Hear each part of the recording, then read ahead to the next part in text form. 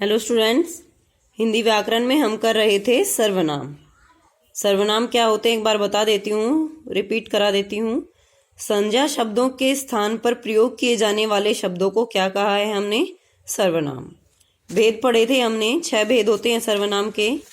2 हम कर चुके हैं, पुरुषवाचक सर्वनाम, निश्चयवाचक सर्वनाम। आज जो 3rd है हमारा अनिश्चयवाचक सर्वनाम। देखिए अनिश्चयवाचक सर्वनाम क्या होते हैं?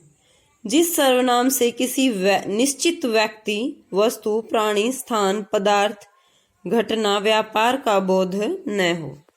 इसका मतलब क्या है कि इसमें किसी व्यक्ति, वस्तु, प्राणी या स्थान है, उसका निश्चित बोध नहीं होता, यानी उसका सिर्फ हमें आभास होता है लेकिन उसका निश्चित बोध नहीं होता। उन्हें हम कहते हैं अनिश्चयवाचक सर्वनाम। जैसे देखिए, कोई तुम्हें पुकार रहा है।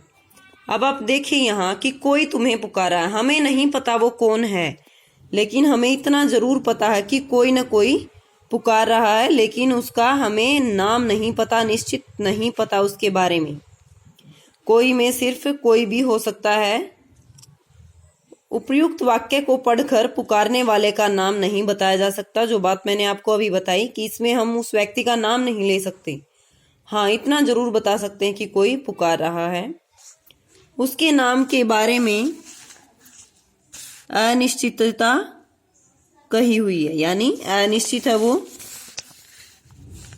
तो यहाँ पर जो कोई था वो क्या है? अनिश्चयवाचक सर्वनाम। अनिश्चयवाचक सर्वनाम देखिए कौन कौन से होते हैं? कोई, कुछ, सब, किसी आदि। अब देखिए इसके बाकी के एग्जाम्पल भी हम देख लेते हैं। दूध में कुछ गिर गया है। देखिए, दूध में कुछ गिर गया है, हमें नहीं पता क्या गिरा है, लेकिन कुछ भी हो सकता है। वो मच्छर भी हो सकता है, मक्खी भी हो सकती है, कुछ भी हो सकता है। कुछ गिर गया है लेकिन पक्का नहीं पता क्या है। आपके घर पर कोई आया है। आपके घर पर कोई आया है। कोई आया है लेकिन हमें उसका नहीं पता, उसके बारे में हम नहीं जानते कि वो कौन है। किसी ने मेरा पेन चुरा लिया है। मान लीजिए क्लास में बैठे हैं हम और हमारा पेन चोरी हो जाता है, हमने नहीं देखा उसको किसने चुराया, तो हम यही कहेंगे कि किसी ने मेरा पेन चुरा लिया है। उसके बारे में हमें नहीं पता कि किसने चुराया, किसी लड़के ने या किसी लड़की ने, ना उस बच्चे का हमें प्रॉपर पता है। सब इस काम को नहीं कर सकते थे। सब मीन्स किससे मतलब है? सबका, पूरी क्लास से, पूरे स्कूल से या पूरे परिवार से। उसका हमें नहीं पता कि सिर्फ इतना कहा गया सब इस काम को नहीं कर सकते। उसमें हमें नहीं पता उस सब में कौन कौन आता है। तो ये कैसे सर्वनाम है? अनिश्चयवाचक सर्वनाम। देखिए नोट, व्यक्ति के लिए कोई और अप्राणी आदि के लिए कुछ का प्रयोग होता है। यानी अगर किसी व्यक्ति की बात हम कर रहे हैं तो वहां कोई का प्रयोग होगा, और अप्राणी यानी जो निर्जीव चीजों के लिए हम बात कर रहे हैं वो क्या है? कुछ का प्रयोग। अब किसी व्यक्ति के लिए हम ये नहीं कह सकते कि कुछ आया है, कुछ दरवाजे पर खड़ा है, वो गलत हो जाएगा। व्यक्ति के लिए हम क्या प्रयोग करेंगे? कोई। अब देखिए आप, इसके बाद आता है हमारा संबंधवाचक सर्वनाम। इसके बाद क्या है हमारा? संबंधवाचक सर्वनाम।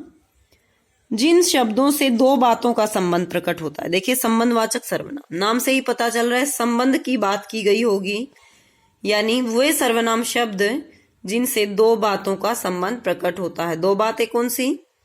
अथवा जो प्रधान वाक्यों से आश्रित वाक्यों का संबंध जोड़ते हैं। जो प्रधान वाक्यों से, यानी 2 वाक्य होंगे इसमें हमारे, एक प्रधान वाक्य और एक आश्रित वाक्य। प्रधान वाक्य का आश्रित वाक्य से संबंध होगा। जो उन दोनों का संबंध बता रहा है वो क्या है? संबंधवाचक सर्वनाम। नोट देखिए, इसमें 2 आपस में जुड़े हुए वाक्यों में से एक वाक्य ऐसा होता है जो दूसरे वाक्य के बिना अकेला ही लिखा जाने पर अपना अर्थ स्पष्ट करता है। देखिए 2 वाक्य बताए गए हैं कि इसमें 2 वाक्य होंगे, एक प्रधान है और एक आश्रित। प्रधान क्या होता है? मुख्य होता है जो। अब देखिए जो प्रधान वाक्य होगा वो होगा जिसको हम अगर अलग से भी लिख दें तो उसका अपना अर्थ निकलेगा। लेकिन जो आश्रित वाक्य है वो प्रधान वाक्य के बिना कैसा है, अधूरा है। देखिए जैसे जो नाच रही है वह सुमित की चाची है। अब हमने अलग किया, जो नाच रही है ये आश्रित वाक्य है, वह सुमित की चाची है प्रधान वाक्य। अगर हम इसको अलग से लिख दें कि वह सुमित की चाची है तो ये हमारा वाक्य पूरा हो जाता है। तो ये कैसा है, प्रधान वाक्य। जो नाच रही है, जो नाच रही है इसका कोई अलग, इसको अलग से लिखेंगे तो कोई अर्थ नहीं है, ये सिर्फ प्रधान वाक्य के साथ जुड़ेगा तभी इसका अर्थ है। तो जो नाच रही है वो कैसा वाक्य है, आश्रित वाक्य। संबंधवाचक सर्वनाम देखिए कौन कौन से होते हैं, जो, सो। यहां जैसे आया था जो नाच रही है वह सुमित की चाची है। अब ये जो वह आया है ये सो के लिए ही, सो के स्थान पर वह का प्रयोग होने लगा है। आजकल जब पहले क्या होता था, सो का प्रयोग होता था जो के साथ, लेकिन आजकल सो की जगह किसका प्रयोग होने लगा है, वह का। और उदाहरण देख लीजिए आप, जो करेगा सो भरेगा, जो करेगा सो भरेगा। यहां देखिए जो, सो। जिसकी लाठी उसकी भैंस, जिसकी उसकी, ये क्या है, संबंधवाचक है, यानी संबंध दिखा रहे हैं एक दूसरे के साथ। यही था संबंधवाचक सर्वनाम। नेक्स्ट जो बाकी के बच गए हैं दो, वो हम नेक्स्ट क्लास में करेंगे।